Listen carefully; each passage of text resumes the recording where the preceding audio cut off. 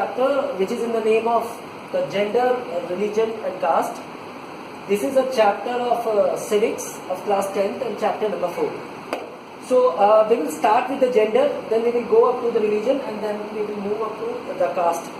When we are talking about the gender, religion and caste, basically we are talking about the division of the society on the basis of gender or religion and also on the basis of caste. Next.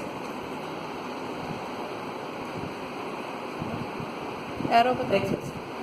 Okay, when we say that the society is biased on the basis of gender or religion and caste, we are basically talking about a society which has actually a biasness towards the gender.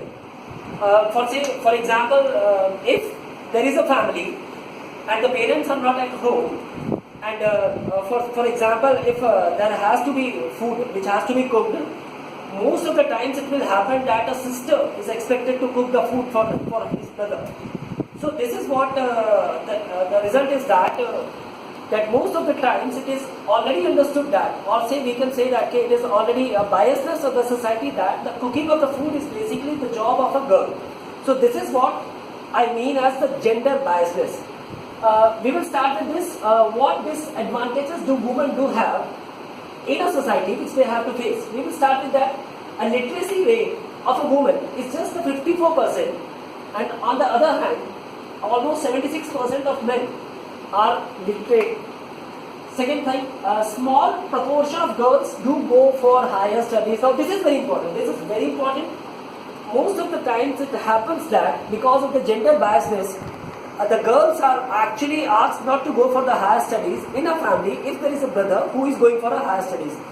Specifically when there is a family who is not able to handle the things of the both of the child, the most of the cost cutting things happen with the girl child. Now this is what the gender biasness is. Third thing, preferential treatment is meted out to the boys' education in comparison to the girls. Now this is what I was telling. Most of the times it is the boy who is getting the preferential treatment for his studies and not the girl. Similarly, proportion of women among highly paid and valued job is very small, and most of the highly paid jobs are basically given to a man. Equal wages, though Equal Wages Act provides equal wages, but discrimination continues in sports also, in cinema also, and factories also. Here we have a very beautiful example. Recently, one of the most famous actresses in Bollywood, she came up with this issue and she said that why actually the girls, say the female actresses, are paid less in comparison to their male actors. The next point is there is a preference to have sons, and the girls are basically aborted.